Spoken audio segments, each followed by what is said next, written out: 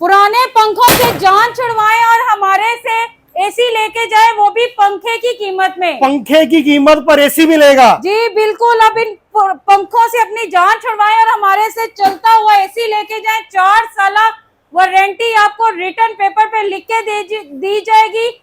850 रुपए केजी के हिसाब से ये एसी दिए जा रहे हैं। एनर्जी सेवर एसी सिर्फ 850 रुपए किलो के हिसाब से मिलेगा। जी किलो के हिसाब से, इसमें से कोई सा भी ब्रांड खरीदें आपको सिर्फ 850 रुपए पर केजी के हिसाब से दिया जाएगा।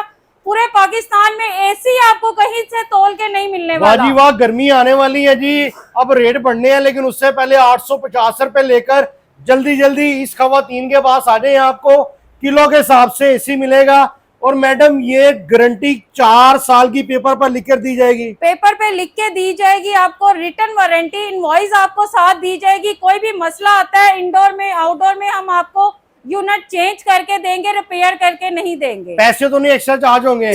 कुछ भी चार्ज नहीं होगा क्योंकि ये वारंटी में एसी है। जबरदस्त हो गया। राब्ता नंबर बताएं। 0304110457। इन दिए गए नंबर पे आपने राब्ता करना है। आपको मुकम्मल डिटेल और लोकेशन शेयर कर दी जाएगी।